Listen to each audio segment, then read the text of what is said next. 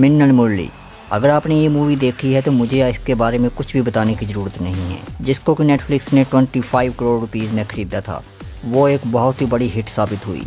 18 करोड़ में बनाकर इसको नेटफ्लिक्स को बेचने का कारण मेकर्स का सिर्फ ये था कि उनको ये जानना था कि इस मूवी को रिस्पॉन्स कैसा मिलता है, जो कि बहुत ही अच्छा रिस्पॉन्स मिला। ये मूवी नेटफ्लिक्स के ऊपर बहुत ही हिट रही, जो कि 11.44 मिलियन वॉच आवर्स से ज़्यादा देखी गई और वही इसको 32 मिलियन से ज़्यादा व्यूज़ मिले, जिससे कि ये कन्फर्म हो गया कि फ्यूचर में हमको मिन्नल मुरली 2 भी ज़रूर देखने को मिलेगी। मिन्नल मुरली उन चुनिंदा मूवीज़ में से एक है जिनमें लोग हीरो के साथ साथ विलन को भी पसंद करते हैं। लोग चाह रहे हैं कि इसके हीरो और विलन्स के पावर्स के बारे में एक्सप्लेन किए जाए, तो बस इसी को ध्यान में रखते हुए आज की इस वीडियो में हम एक्सप्लेन करेंगे मिन्नल मुरली की कुछ पावर्स, उसका ओरिजिन और साथ साथ उसके विलन और उसके हीरो के बीच के कनेक्शन के बारे में। तो बने रहे इस वीडियो के साथ और देखते रहिए एक्सपोज एवरीथिंग।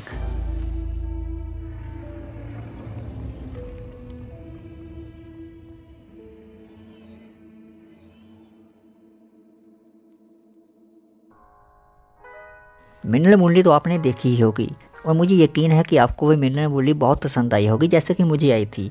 और अक्सर ही मुझे इस चीज़ के ऊपर कमेंट्स आते रहते हैं कि मिन्नल मुरली के ऊपर ही एक वीडियो बनाइए। तो उसको ध्यान में रखते हुए आज की इस वीडियो में हम मिन्नल मुरली के कुछ सवालों के ऊपर बात करेंगे और साथ साथ उसकी पावर्स को भी एक्सप्लेन करेंगे, जैसे कि उसकी स्ट्रेंथ, स्पीड और उसकी कुछ जो भी पावर्स हैं उसके ऊपर हम बात करेंगे। इससे पहले कि हम मिन्नल मुरली की वीडियो में आगे बढ़ें, पहले कुछ चीज़ें मैं क्लियर कर देना चाहता हूँ। जब हम बात यहाँ पे करेंगे मिन्नल मुरली की, तो उसका मतलब है कि हम उसके विलन की भी बात कर रहे हैं, क्योंकि मैं आपको बताना चाहता हूँ कि विलन और हीरो दोनों की स्टोरी लगभग एक ट्रैक पे चल रही थी और उन दोनों की पावर्स भी सिमिलर थी। अक्सर ही लोग कहते हैं कि विलन और हमारे हीरो की पावर्स अलग थी, लेकिन ऐसा नहीं है। अगर आपने मूवी को ध्यान से देखा होगा तो आपको पता होगा कि जो पावर्स हमारे हीरो के पास थी, यानी कि मुरली के पास थी, वही हमारे विलन्स के पास भी थी। वो चीज़ अलग है कि कुछ चीज़ों के ऊपर विलन का उन पावर्स के ऊपर अच्छा कंट्रोल था और कुछ चीज़ों में हमारे हीरो का अच्छा कंट्रोल था, लेकिन पावर्स दोनों के पास बराबर थी, जो कि हमें मूवी के एंड तक दोनों का पता चल जाता है। तो जब मैं यहाँ पे मिन्नल मुरली की बात करूँगा तो आप समझ जाना कि दोनों के पास एक जैसी ही पावर्स थी। तो इसी को ध्यान में रखते हुए चलिए बढ़ते हैं और सबसे पहले हम निकालते हैं सुपर स्ट्रेंथ के बारे में। सबसे पहले हम बात करते हैं सुपर स्ट्रेंथ। तो देखिए, अगर सुपर स्ट्रेंथ की बात करें तो आपको वो सीन याद होगा जब हमारे हीरो का जो जीजा है वो उसको पकड़ लेता है कि यही मिन्नल मुरली है और उसकी धोती लेकर वो पुलिस स्टेशन जाने लगता है। तो वहाँ पे वो उसकी जीप को अपने एक हाथ पे उठा लेता है। उससे पहले हमें ये अपने दिमाग में याद रखना होगा कि उससे ज़्यादा वेट भी हमारे हीरो ने उठाया है। आपको याद होगा कि बस वाले सीन में जब हमारे हीरो ने बस को पकड़ के नीचे खाई में गिरने से रोक लिया था। तो देखिए, अगर एवरेज इंडियन बस की बात की जाए, जो कि प्राइवेट पैसेंजर बस होती है, तो उसका वेट लगभग 6 टन के करीब होता है। और अगेन हमारे हीरो ने आधी बस को पीछे से खींच लिया था। तो अगर हम 6 टन का हाफ कर दे तो 3 टन उसने अपने हाथों से खींच लिया था। तो इससे हम समझ सकते हैं कि हमारे हीरो को सुपर स्ट्रेंथ कितनी हाई लेवल की है। तो अब हम बात करते हैं सुपर स्पीड के बारे में। तो आपको वो सीन तो याद ही होगा जिस सीन में हमारा विलन हीरो को चेज़ कर रहा होता है या फिर हमारा हीरो विलन को चेज़ कर रहा होता है। अगर उस सीन में हम देखें तो वो हाईवे पे दौड़ रहे होते हैं और अगर इस हाईवे को हम देखें तो हमें लगभग ऐसा लग रहा है जैसे ये स्टेट हाईवे है। और स्टेट हाईवे पर लोग लगभग 50 से 60 किलोमीटर की स्पीड से ही चलते हैं, उससे ज़्यादा नहीं चलते हैं। ये एक एवरेज स्पीड है। तो अगर हम इस स्पीड को माने तो हम मान सकते हैं कि सारी गाड़ियाँ लगभग 50 या 60 किलोमीटर की स्पीड से चल रही हैं। और हम देख सकते हैं कि इस तरह से हर एक सेकंड में ये एक एक गाड़ी के आगे निकल रहे हैं। लगभग 1 या 2 सेकंड ही ये ज़्यादा से ज़्यादा लगा रहे हैं। तो अगर इस स्पीड से हम यहाँ पे देखें तो यहाँ पे इनकी स्पीड गाड़ी की स्पीड से ज़्यादा है और जिस स्पीड से ये जा रहे हैं इनकी स्पीड मिनिमम तो 100 किलोमीटर होनी ही चाहिए। इससे कम स्पीड में तो ये गाड़ियों के आगे नहीं जा सकते। तो अगर हम ज़्यादा नहीं तो कम से कम 100 किलोमीटर पर आवर की स्पीड तो है ही। अब यहाँ पे कुछ कन्फ्यूजन भी क्रिएट होते हैं। मूवी हम देखते हैं कि जगह जगह पे कुछ ऐसे सीन्स भी हैं, जैसे ये ऑटो वाला सीन जहाँ पे मिन्नल मुरली एकदम हवा के झोंके जैसे निकल जाता है। तो यहाँ पे देखने से ऐसा लगता है कि शायद हमारे हीरो के पास ज़्यादा स्पीड है, लेकिन अगर ध्यान से सोचा जाए तो मिन्नल मुरली उस ऑटो वाले के पास से बिल्कुल करीब से निकला था। और जब भी कोई चीज़ करीब से निकलती है तो उस एयर को वो काटता है। उस एयर की वजह से दोनों साइड एयर का एक ब्लो होता है, तो उसी ब्लो के कारण हमें ऐसा लगता है कि वहाँ उसकी स्पीड ज़्यादा है। अगर मिन्नल मुरली की जगह एक 100 किलोमीटर पर आवर स्पीड की बाइक भी जाए तो वो भी ऐसा ही ब्लो करेगी। तो इसलिए कुछ सीन्स कन्फ्यूजिंग चाहे हैं, लेकिन अगर हम इस सीन चेज़ वाले सीन को लेकर उसको अच्छे से अंडरस्टैंड करें तो हम समझ सकते हैं कि मिनरल मुरली की स्पीड काफ़ी ज़्यादा है, लेकिन इतनी भी ज़्यादा नहीं है कि हम उसको हज़ारों किलोमीटरों के साथ जोड़ दें।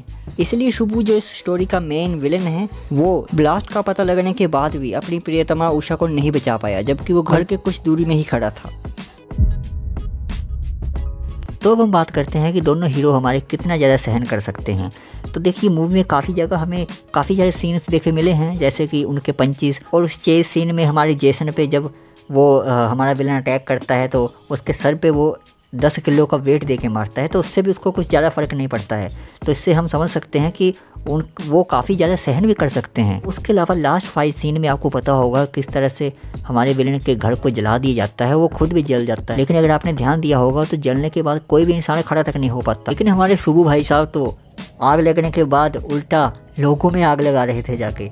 और आप यहाँ से समझ सकते हैं कि हमारे जो हीरो और विलन हैं उनके पास कुछ ना कुछ किसी न किसी पैमाने पर सुपर हीलिंग भी है, क्योंकि मैंने जितना ध्यान दिया उतना मूवी में जब उसको आग लगती है तब तो वो पूरा एक साइड से जल गया होता है, लेकिन जब शाम को वो मेले में जाता है तब तक कुछ % वो हील हो चुका होता है और वो उतनी ही पावर से लड़ रहा था जितना कि वो नॉर्मल में लड़ता है।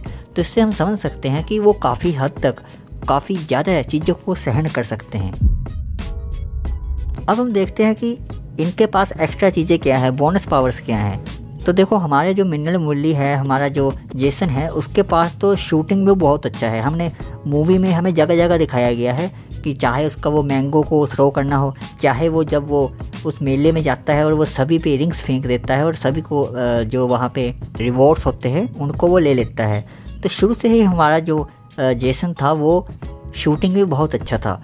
और वहीं दूसरी तरफ जो हमारा विलन था, जो हमारा शिबू था, वो किसी भी चीज़ में फोकस करने में बहुत अच्छा था। तो इसलिए हमारे हीरो और विलन के पावर्स में थोड़ा सा ऊपर नीचे गैप था, लेकिन पावर्स बराबर। इसके अलावा उनके पास थी टेलीकिनेसिस। जब हम टेलीकिनेसिस की बात करते हैं तो फिर सुपर स्ट्रेंथ की वहाँ पे बात रह नहीं जाते हैं, क्योंकि अब आप चीज़ों को हाथों से उठा सकते हैं, दिमाग का यूज़ करके आप चीज़ों को उठा सकते हैं। और मिनरल मुरली के पास सुपर हेयरिंग भी है। और इसके अलावा हमारे हीरो के पास है सुपर रिफ्लेक्सेस। आपको पता होगा कि जब हमारे शिबू को पता चल जाता है कि जेसन ही मिनरल मुरली है तो वो उसके ऊपर अटैक करता है ये जानने के लिए कि मिनरल मुरली है या नहीं। और आपने देखा होगा किस तरह से उसको उस हथियार के आने का पता चल जाता है और वो उसको ऊपर ही रोक लेता है। इससे हमें पता चलता है कि हमारे मिनरल मुरली के पास सुपर रिफ्लेक्सेस भी हैं, जिसको कि 6th सेंस भी बोला जाता है। तो यहाँ पे हम समझ सकते हैं कि हमारे स्पाइडरमैन चाचा के पास जो 6th सेंस है वो हमारे मिनरल मुरली चाचा के पास भी है। सेम यही चीज़ हमें लास्ट फाइट सीन में भी देखने को मिलती है। जब हमारा जेसन शुभू से फाइट कर रहा होता है तो हमारे मिनरल मुरली को पीछे से जो विलन है वो एक भाले से अटैक करता है, लेकिन चलती फाइट में हमारे मिनरल मुरली को वो भी पता चल जाता है। तो यहाँ से हम समझ सकते हैं कि हमारे मिनरल मुरली कितने ज़्यादा स्ट्रॉन्ग हैं। तो ये तो कुछ पावर्स थी जिसके बारे में मैं आपके साथ शेयर करना चाहता हूँ। इसके अलावा और भी कोई अगर आपका सवाल हो तो वो आप हमसे पूछ सकते हैं। मिलते हैं अगली वीडियो में, तब तक के लिए गुड लक।